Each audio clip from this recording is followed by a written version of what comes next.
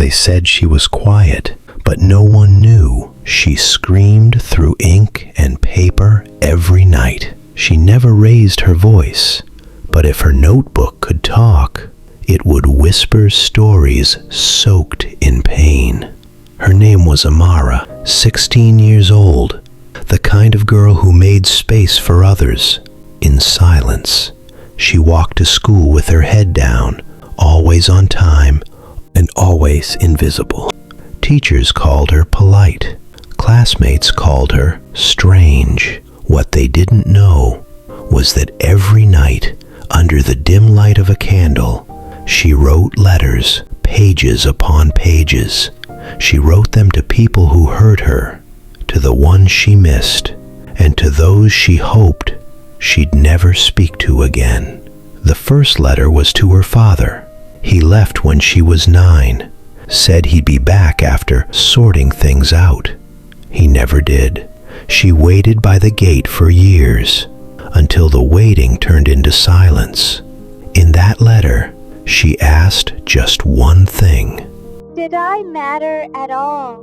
The second letter was to her teacher, the one who humiliated her for stuttering in class, never knowing her throat choked from panic, not stupidity. And the third letter was to her best friend Nina, who became a stranger overnight. She had once been the only person Amara trusted with her silence, but one day, Nina posted Amara's secrets in a group chat for laughs. The betrayal didn't just hurt. It broke the part of her that believed friends were the one place you didn't have to hide. In the letter, she wrote, I trusted you with the parts of me I couldn't carry alone, and you used them to break me.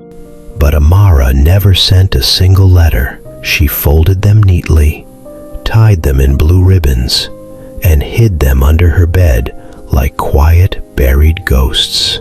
Each letter was a cry for help, but no one heard. Because she had learned early in this world, loud people get noticed and quiet pain gets ignored. Then one morning, her 15-year-old brother, quiet and observant, was looking for his fishing hook. He noticed a ribbon peeking out from under Amara's bed. Curious, he reached for it and pulled out the box. One letter slipped out. He didn't mean to read it, but the first line stopped him cold. He read it slowly and felt the weight behind the words.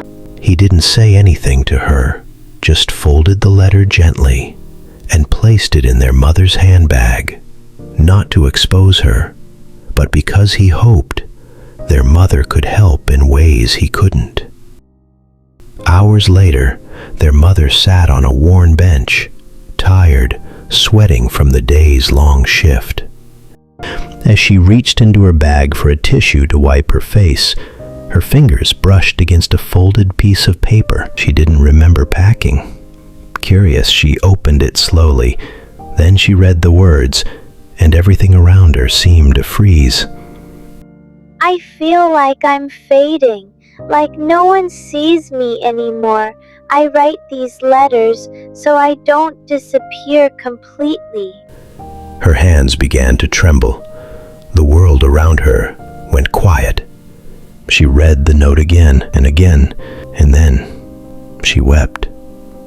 That night, her mother came home early. No yelling, no questions, just silence and tears. She whispered, You don't have to bleed in silence. Then, for the first time in years, she opened up. I used to write too, back when life felt too heavy. Writing helped me breathe, but somewhere along the way I stopped, and when the sadness returned, I had nothing to hold on to. So I went back to the one thing that gave me light. I started again, just a little each night. And I didn't know you were doing the same. She reached into her own bag, pulled out a small, worn notebook, and placed it beside Amara's box of letters. They sat on the floor together, surrounded by words too heavy to say out loud. Some they read, some they cried over, and some they let go, watching the smoke rise like prayers. That night, Amara didn't feel so alone. She felt a quiet kind of joy inside her. They finally saw each other, and in their shared silence, they began to heal. They both kept writing, and this time, together. Moral of the story: sometimes healing doesn't come with loud words or grand gestures. It happens quietly, in moments you don't expect. Not every letter you write, or every feeling you carry, is meant to be sent out into the world. Some are meant just for you. Writing lets us speak the words we can't say out loud. It gives voice to the pain we hold inside, the fears we bury deep. And when we release those words, by letting them go in our own way, we free ourselves from their hold. It's a quiet way of saying, I see this pain, and now I'm ready to let it go. These letters, they are your way of holding on, of surviving, of finding strength when no one else sees. So if you've ever felt like screaming, but stayed silent, know this: your quiet healing is still powerful.